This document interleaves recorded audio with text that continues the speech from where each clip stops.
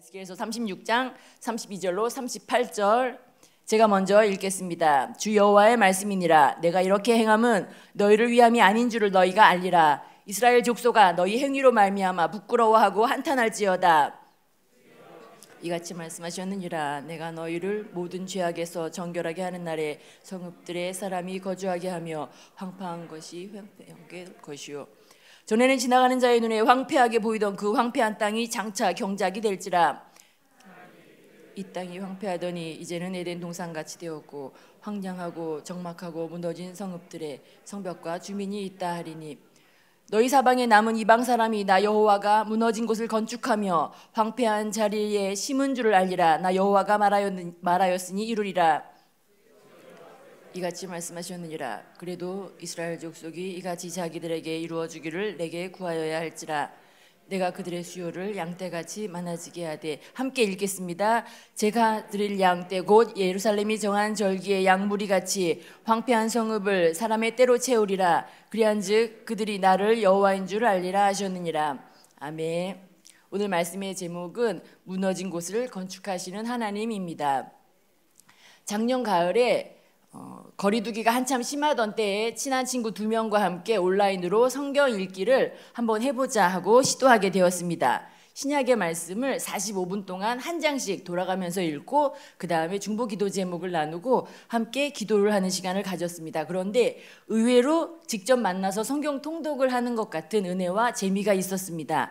그래서 금방 신약을 끝내고 구약을 읽기 시작했습니다. 그렇게 읽은 말씀이 지난주에는 에스겔서까지 같이 읽었습니다. 아마 한두 주 후에는 제가 구약도 다 같이 끝내게 될 것 같습니다. 에스겔은 이스라엘의 번성기에 살았던 사람이 아닙니다. 이스라엘의 쇠퇴기, 아주 패망기에 살았던 인물입니다. 에스겔에 앞서서 예레미야 선지자가 하나님의 말씀을 유대 땅에서 전하고 있었습니다. 예레미야 선지자는 오래전부터 유다가 멸망할 것이다, 이방인에게 짓밟힐 것이다, 그런데 이것은 하나님의 심판이니 순순히 항복하라, 거절하지 말고 그것에 대항하지 말고 항복하라라고 계속 외쳤습니다. 실제로 북이스라엘은 먼저 망했고요. 그 다음에 남유다는 바벨론이 쳐들어와서 왕권 교체가 이루어졌습니다. 그리고 왕족들과 고관들 그리고 많은 사람들이 포로로 바벨론으로 끌려가는 일이 벌어졌습니다. 그 후에도 예레미야는 유대 땅에 남아서 꼭두각시 왕과 그리고 남아있는 사람들에게 바벨론이 우리를 짓밟은 것은 하나님의 심판이니 절대 대항하지 말아라. 대항하다가 남아있는 사람들만저도 완전히 다 짓밟혀서 이스라엘 사람들이 다 없어져 버리는 때가 될지도 모르니 그런 일이 벌어지지 않도록 대항하지 말라고 외쳤습니다. 자기 민족의 패망을 예레미야가 얼마나 눈물 가운데 외쳤는지 우리는 잘 알고 있습니다. 게다가 예레미야는 포로로 잡혀간 사람들에게 편지도 쓰지요. 너희는 돌아올 생각을 말아라. 거기에 눌러 살아라. 하나님이 허락하실 때까지 거기에서 적응해 살아라 라는 편지까지 씁니다. 예레미야가 그러한 사역을 하는 사이에 바벨론의 1, 2차 포로로 끌려간 자들 중에 에스겔이 있었습니다. 그도 하나님의 말씀을 차차 선포하기 시작합니다. 그는 원래 제사장의 아들이요 제사장이 되는 훈련을 받은 사람이었습니다. 예레미야의 예언을 잘 알고 있는 사람이었고 실제로 예레미야의 예언이 이루어져서 바벨론에게 자기 나라가 침공당한 후에 자신이 직접 포로가 되어서 바벨론으로 끌려와 살게 된 것입니다. 제사장이 될 준비를 하고 있던 에스겔이 이방 나라에 포로로 끌려와 살고 있는 그 심정은 어떤 것일까요? 이스라엘 사람들이 포로로 끌려와 살고 있는 다른 포로들과 같은 심정일 것입니다. 하나님은 우리가 이렇게 짓밟히고 있을 때에 대체 무엇을 하고 계신단 말인가? 하나님은 계시기는 한 것인가? 하나님이 계신다면 어떻게 이렇게 우리가 폭삭 망할 수가 있단 말인가? 완전히 깨어진 이스라엘과 하나님 사이에 에스겔이 서서 하나님의 말씀을 받고 선포하기 시작합니다. 그런데 이스라엘이 행한 죄들에 대해서 말해주기 시작합니다. 첫 번째, 하나님께서 하신 말씀을 선포하는 에스겔에 대해 함께 읽겠습니다. 하나님은 에스겔에게 환상 중에 이스라엘 백성들이 행한 죄들, 성전 가운데 행하여진 죄악들을 모두 보여주셨습니다. 에스겔서 8장 6절도 함께 읽겠습니다. 그가 또 내게 이르시되 인자야 이스라엘 족속이 행하는 일을 보느냐 그들이 여기에서 크게 가증한 일을 행하여 나로 내 성소를 멀리 떠나게 하느니라 너는 다시 다른 큰 가증한 일을 보리라 하시더라. 에스겔서 8장과 9장, 10장, 11장에 거쳐서 하나님께서는 성전에 머무르지도 못할 만큼 성전을 떠나게 되어질 만큼 하나님께서 성전을 멀리 하실 만큼 성전에서 가증한 일을 벌이고 있는 이스라엘에 대해서 에스겔이 보게 되고 그 죄에 대해서 에스겔이 선포하기 시작합니다. 에스겔은 환상으로 본 이 죄악들을 이스라엘 백성들에게 외칩니다. 우리의 죄가 너무 크다. 너무 크다. 너무 끔찍하다. 우리가 얼마나 큰 우상숭배와 불신의 죄를 지었는가 외칩니다. 예레미야가 눈물로 이러한 선포를 했다면 에스겔은 칼로 찌르듯이 하나님의 말씀을 전합니다. 에스겔은 제사를 드리기 위해서 속죄 제물을 칼로 잡는 훈련을 했던 사람입니다. 칼 쓰는 훈련을 했던 에스겔이 하나님의 말씀을 가지고 칼로 찌르듯이 이스라엘 백성들에게 우리가 지금 얼마나 죄를 크게 지어서 여기까지 끌려왔는지 보아라. 하나님께서 그것을 나에게 보여주셨다라고 말하며 하나님의 거룩하심 앞에서 어떤 큰 죄를 지었는지를 이스라엘 백성들에게 선포하기 시작한 것입니다. 에스겔이 계속 심판의 말씀을 선포하는 중에 예루살렘이 완전히 함락되어졌다는 소식이 들려옵니다. 이스라엘인들 중에서 포로로 먼저 왔던 1, 2차 포로로 왔던 사람들은 혹시 고국에 있던 우리 백성 남아있는 이스라엘 사람들이 혹시 기적 같은 어떤 은혜로 다시 부흥하여서 다시 회복되어져서 자기들이 자기의 고국으로 돌아갈 날을 기다리고 있었는데 이제는 자기 고국이 완전히 망하였고 그래서 나머지 포로들이 3차로 다시 포로들이 오고 있는 모습을 보게 되어진 것입니다. 신랄 같은 희망을 가지고 있던 이스라엘 사람들은 절망의 눈물을 흘리며 무릎에 힘이 풀어지고 완전히 주저앉아 한숨과 눈물을 흘리는 그런 상황이 되어졌을 것입니다. 에스겔서 33장 21절의 말씀을 함께 읽겠습니다. 우리가 사로잡힌 지 12째 해 열째 달 다섯째 날에 예루살렘에서부터 도망하여 온 자가 내게 나와 말하기를 그 성이 함락되었다 하였는데 이스라엘 백성들은 이제 진짜 다 끝났구나 생각했습니다. 더 이상 희망은 없다. 절망의 나락으로 한없이 떨어졌을 것입니다. 정말 하나님의 심판이 완벽하게 이루어진 것을 경험하게 된 것입니다. 모든 소망이 사라져버린 듯한 그때에 에스겔에게 새로운 말씀이 주어지기 시작합니다. 에스겔에게 주어진 말씀은 두 번째 함께 읽어보도록 하겠습니다. 에스겔은 점차 예리한 심판의 칼을 거두고 무너진 곳을 건축하시는 하나님의 회복을 선포합니다. 이스라엘의 남은 자들은 모두 망했다는 소식에 그 소식이 들려오면서 바로 이어서 에스겔에게 이스라엘을 회복하게 하겠다라는 하나님의 말씀이 주어지기 시작한 것입니다. 하나님은 에스겔에게 말씀하시기를 너희가 이스라엘이 망한 것을 좋아하던 이웃 나라들을 내가 다 심판하고 멸할 것이다. 그리고 이스라엘을 내가 회복시켜 주겠다라고 말씀하기 시작하신 것입니다. 오늘 하나님께서 주셨던 에스겔서 36장의 말씀입니다. 34절로 36절 말씀을 다시 한번 한 목소리로 읽어보겠습니다. 전에는 지나가는 자의 눈에 황폐하게 보이던 그 황폐한 땅이 장차 경작이 될지라. 사람이 이르기를 이 땅이 황폐하더니 이제는 에덴 동산같이 되었고 황량하고 적막하고 무너진 성읍들에 성벽과 주민이 있다 하리니 너희 사방에 남은 이방 사람이 나 여호와가 무너진 곳을 건축하며 황폐한 자리에 심은 줄을 알리라. 나 여호와가 말하였으니 이루리라. 아멘. 에스겔은 죽어야 산다는 것을 알았기 때문에 이스라엘을 향해서 계속 날카로운 칼날을 대었던 것입니다. 희생제물인 소와 양을 잡던 그 날카로움으로 이스라엘 백성들의 목에 계속 하나님의 심판의 말씀을 대었습니다. 왜냐하면 죽어야만 사는 복음을 경험할 수 있기 때문입니다.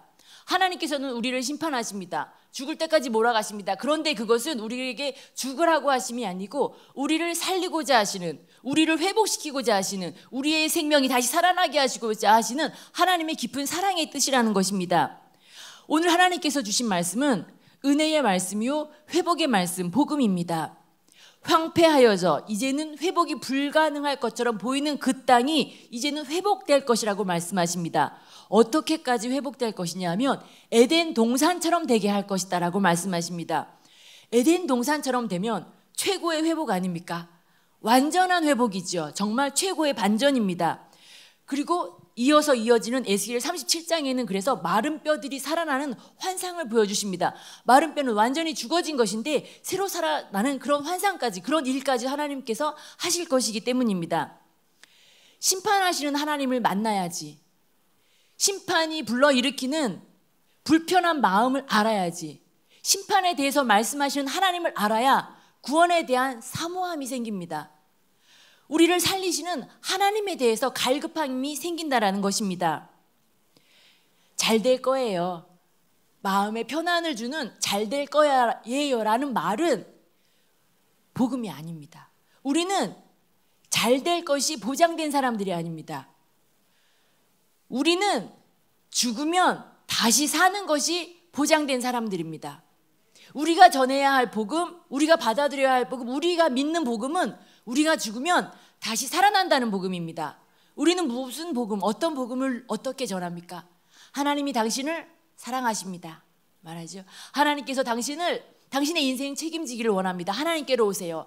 당신을 빛 가운데로 인도하기를 원하십니다. 그러니 이제 하나님을 받아들이세요. 하나님이 당신을 인도하기를 원하시니 당신은 이제 죽고 당신의 구원자, 당신의 주님, 당신의 부활의 주님 되시는 예수님을 받아들이세요. 이것이 우리가 믿는 복음, 우리가 전해야 할 복음이라는 것입니다. 이스라엘 백성들은 치열하게 죄를 지었습니다. 우상 숭배를 아주 치열하게 열심히 했어요. 하나님보다 다른 것들을 하나님 자리에 놓고, 하나님보다 다른 것들을 하나님 위에 놓고 열심히 우상 숭배와 죄를 지었습니다. 그러다가 마음이 불편하면 성전에 왔습니다. 예배를 드렸습니다. 그리고 마음의 평안을 얻어서 나가서 다시 죄를 지었습니다. 하나님께서는 그것을 참아 보실 수가 없어서 이스라엘 백성들을 살리시고자 심판하시고 죽음의 끝까지, 지구 끝 가장 낮은 곳 포로의 나라, 이방인의 포로로 끌려 내려간, 낮아지고 더 낮아질 수 없을 것 같은 그 끝으로까지 몰아넣으셨습니다. 왜냐하면 이스라엘 백성들을 살리기 위해서, 살리고 싶으셨기 때문입니다. 에스겔서 36장 33절은 이렇게 말합니다. 함께 읽어보겠습니다. 주 여호와께서 이같이 말씀하셨느니라. 내가 너희를 모든 죄악에서 정결하게 하는 날에 성읍들에 사람이 거주하게 하며 황폐한 것이 건축하게 할 것인즉. 아멘. 바벨론에 포로로 있던 사람들은 이스라엘에 남아있는 사람들이 자신들의 희망이라고 생각했습니다. 그들이 뭔가 다시 자기들이 돌아갈 나라를 회복시켜주지 않을까라고 기대했습니다. 그런데 하나님께서는 이스라엘의 남은 자들이 아니고, 성전이 있던 그곳이 아니고, 예루살렘이 아니고 바벨론에 끌려와 있는 포로들을 향해서 너희가 희망이다라고 말씀하셨습니다.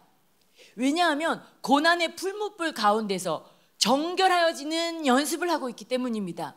고난 가운데서 내가 어떻게 살아야 할지 하나님을 향해서 외치고, 하나님을 향하여서 주님, 내가 이 가운데 어떻게 해야 합니까? 내가 지금 바닥 가운데, 더 밑으로 내려갈 수도 없는 곳 가운데 떨어졌는데 어떻게 해야 제가 살아납니까? 주님을 향하여 눈을 든 그 포로들이, 하나님께서는 너희가 희망이다, 너희가 희망의 불씨다, 70년이 지나면 너희와 너희 자손들이 이스라엘로 돌아가서 이스라엘을 다시 세울 것이다, 내가 선택한 희망은 너희다라고 말씀하셨다라는 것입니다. 그 가르침을 그대로 받아들인 이스라엘 사람들은 바벨론에서 버티어내기로 다짐합니다. 그래, 하나님께서 나를 이곳에 보내셨구나, 내가 여기서 버티어 살아내리라, 하나님께서 다시 떠나라고 하실 때까지 나는 여기서 살겠다, 버티겠다 다짐합니다. 예레미야로부터 에스겔로 이어진 이 가르침, 한결같은 가르침을 다니엘과 세 친구가 받습니다. 이스라엘의 다음 세대가 이 말씀을 믿음으로 받았다라는 것입니다. 왕궁의 바벨론 왕국의 교육을 받기 위해 들어가기에 앞서서 다니엘과 세 친구는 예레미야로부터 에스겔로 이어진 그 말씀, 너희는 그곳에서 거룩한 백성으로 살아남아라 라는 말씀을 마음에 새기고 왕궁학교로 들어갔다라는 것입니다. 그들은 마음을 정했지요. 여러분이 아시는 것처럼 왕의 음식을 거절하고 그리고 믿음을 지켜서 그곳에서 인정을 받습니다. 그리고 굉장히 지혜로우며 그 어떤 젊은이들보다 정말 뛰어나다는 게 인정받아서 출세 가도를 달립니다. 여기까지 보면 바벨론에 있는 다른 젊은이들, 출세를 향해 달려가는 다른 젊은이들과 크게 다를 바가 없어 보여요. 그런데 다니엘과 세 친구는 고난 가운데 있었던 자들입니다. 부활의 소망 되시는 하나님을 향하여서 믿음을 결단한 자들입니다. 그래서 그들이 고난을 당할 때, 어려움을 당할 때 그들이 한 태도, 그들의 결심, 그들이 행한 행동은 완전히 다른 모습을 보입니다. 왕궁학교로 가서 그곳에서 어떤 성공 가도를 달리던 그들이 어느 날 풀무불 가운데 던져졌다가 살아났다라는 그 소식을 에스겔이 들었을 겁니다. 에스겔과 다니엘은 동일한 시대를 살았거든요. 뭐라고?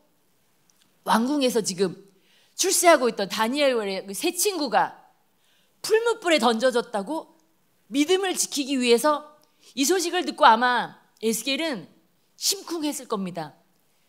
저 젊은이들이 지금 바벨론 왕궁에 들어가서 그 놀라운 세상 권세가 강하게 역사하는 그곳에서 믿음 지키겠다고 자기 목숨 내놨구나. 다니엘과 세 친구, 그리고 그들은 그곳에서 바벨론에서 믿음의 삶을 지켜내고 나중에는 어떻게까지 하죠? 정말 안정된 삶을 살고 있던 다니엘, 모든 지위, 자기의 생명까지 내어놓고 기도하겠다고. 난 하나님께 기도하지 않으면 못 산다. 날 죽이면 죽을지언정, 나 죽으면 죽을지언정 난 기도하겠다라는 결심까지 가지요. 어떻게 그런 것이 가능합니까? 어떻게 그런 믿음이 가능합니까? 그들은 너희가 하나님의 희망이다. 너희를 통해서, 너희 후손들을 통해서 너희가 거룩한 백성으로 살아남으면 너희 후손을 통해서 하나님께서 이스라엘을 다시 일으키실 것이고 이방의 빛이 되게 하실 거라는 그 말씀 붙들고 가슴에 간직하고 그 삶을 살았기 때문입니다. 하나님은 우리가 죽고자 할 때 살리십니다. 우리를 가득 채운, 하나님 대신 가득 채운 것들을 버릴 때, 버리기를 결심할 때 하나님께서 우리를 가득히 채워주신다라는 것입니다. 하나님께서는 지금 우리에게 인도하기를 원하시고 우리에게 귀한 약속들을 주기를 원하세요. 그런데 우리는 이 일을 위해서 기도해야 합니다. 세 번째, 함께 읽겠습니다. 하나님은 약속을 주시고 그 약속을 이루주시기 분이시지만 그래도 우리는 기도해야 합니다. 아멘. 약속을 주시고 그 약속을 이루어 주시는 분이 하나님이시지만 우리는 기도해야 합니다. 에스겔서 36장 37절에 명령하고 계세요. 함께 읽겠습니다. 주 여호와께서 이같이 말씀하셨느니라. 그래도 이스라엘 족속이 이같이 자기들에게 이루어 주기를 내게 구하여야 할지라. 내가 그들의 수요가 양떼같이 많아지게 하되. 아멘. 모든 것은 하나님의 뜻대로 되어집니다. 그런데 우리는 기도해야 합니다. 병이 낫고 안 낫고 하나님이 하십니다. 그런데 우리는 기도해야 합니다. 사업이 성공하고 실패하는 거 하나님은 아십니다. 그런데 우리는 기도해야 합니다. 기도 응답은 하나님께서 하세요. 그런데 우리에게는 기도하는 역할이 주어졌다라는 것입니다. 우리 공동체 안에 만약에 불가능해 보이는 기도 제목이 보이면 아, 이거 우리에게 기도하라고 하시는 것이구나, 하나님 뜻이다 라고 기도하시면 돼요. 이게 될까 안 될까 판단하는 것, 계산하는 것 우리 역할이 아닙니다. 우리 할 일이 아니에요. 이거 기도해야 하는 일이구나. 이거 하나님만 하실 수 있는 일인데 그럼 기도해 하러 와야 되는 거예요. 이거 아무도 못해. 그럼 기도하라는 명령이지. 이거 해도 안 되겠는데 이게 아니라는 것입니다. 하나님이 하실 일을 우리가 어떻게 감히 판단을 하겠습니까? 간혹 보면 어떤 분들은 기도를 열심히 하세요. 그래서 기도 응답이 된 게 보여요. 그런데 그 기도 응답을 보지를 못하는 분들이 가끔 계세요. 본인이 생각하는 기도 응답이 문이 닫혔다라고 생각을 하세요. 주님 이렇게 기도하는데 왜 문을 안 열어주십니까? 이렇게 기도를 하세요. 하나님께서 지금 예전에 벽이었던 그곳에 문을 열고 응답을 마련하셨는데 계속 여기서 응답이 안 온다고 계속 기도하시는, 그런데 그러다가 응답이 없구나, 문이 닫혔네, 더 이상 다른 문이 없다라고 포기하시는 분들이 있습니다. 그런데 더 기도하셔야 돼요. 기도하셔서 내가 지금 닫힌 문을 향하여 있는 몸이 하나님의 응답을 향해서 내 몸이 돌아갈 수 있도록, 그리고 예전에 분명히 벽이었는데 하나님께서 열어놓으신 그 문일 수 있겠구나, 한번 두드려 봐야겠다. 주님을 믿지 않은 사람은, 하나님을 믿지 않은 사람들은 벽을 두드리지 않습니다. 벽을 두드리는 걸 바보 같다 그래요. 미친 짓이라고 합니다. 그런데 기도하면, 주님을 향해서 주님 제가 이렇게 갈급합니다, 주님 응답하여 주시옵소서 기도하면 예전에 벽이었던 그곳에 두드려 봐야겠다 라는 마음이 생깁니다. 기도하지 않으면 이 믿음이 안 생깁니다. 그래서 우리는 기도해야 합니다. 응답을 달라고, 응답이 어디 있는지 볼 눈을 가지려면 우리는 기도해야 한다는 것입니다. 모든 부모들은 다니엘을 좋아합니다. 다니엘은 엄청난 믿음의 사람이었어요. 아시죠? 다니엘의 믿음의 행동들은 아마도 선지자 에스겔, 예레미야의 판단, 생각보다 더 넘어갔을 수도 있어요. 왜냐하면 각 사람의 믿음의 순종의 결단은 각 사람의 몫이기 때문입니다. 때로 우리들은 아이들의 믿음의 선택을 우리가 막을 때가 있습니다. 인간적인 정 때문에, 아픔 때문에, 우리 아이가 모진 일을 당할까 봐 우리가 먼저 아이들에게 세상과 타협해라 이렇게 말할 수도 있어요.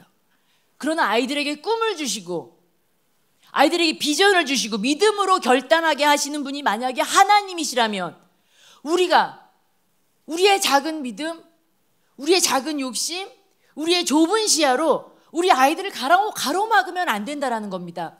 우리가 어떻게 하나님의 믿음이, 하나님이 원하시는 그 꿈의 크기로 우리 아이들을 향해서 하나님이 보시는 그 마음으로 우리가 우리 아이들을 볼 수 있을까요? 우리 손주들을 향해서 인간적인 마음 버리고 내 욕심, 작은 욕심 버리고 하나님이 그들을 보는 만큼 우리도 보려면 기도해야 합니다. 기도하지 않으면 우리 하나님께서 우리 아이들을 향하여 엄청난 꿈을 갖고 계신데 우리가 그 꿈을 막아버리는 어리석은 일을 할 수도 있다는 것입니다.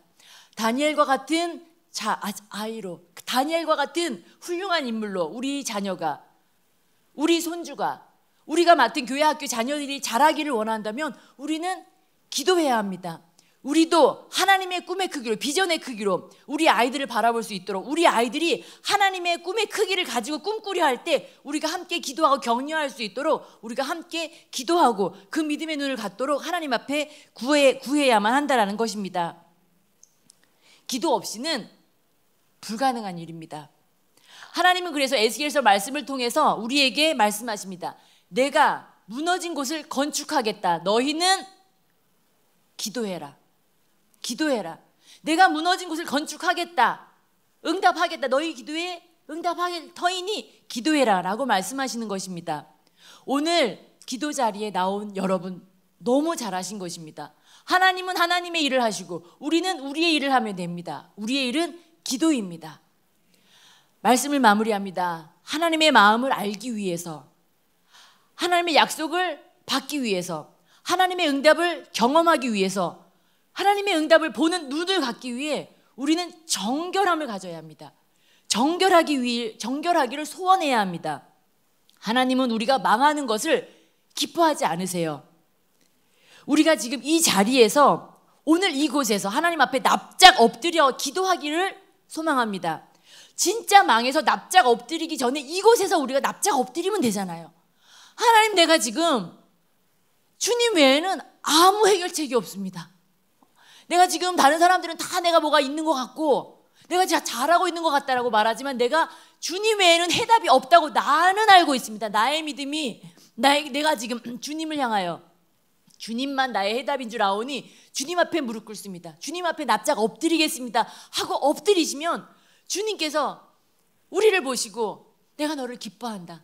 너가 지금 나에게 납작 엎드린 그 모습, 나만이 너를 구한다라고 말하는 너의 믿음에 내가 응답하겠다, 화답하겠다라고 말씀하시는 주님입니다. 오늘 이 시간 우리를 사랑하시는 하나님 아버지 앞에, 사람 앞에 우리는 엎드릴 필요 없어요. 그런데 하나님 아버지 앞에, 하늘 아버지 앞에 엎드려서 정결하게 되기를 소망하며 기도하기를 원합니다. 우리를 가득 채운 우상을 제거하여 달라고, 정결한 마음 주시옵소서 찬양하며 간절히 우리에게 정결한 마음을 달라고 기도하는 마음으로 찬양하고 그리고 함께 기도를 하도록 하겠습니다.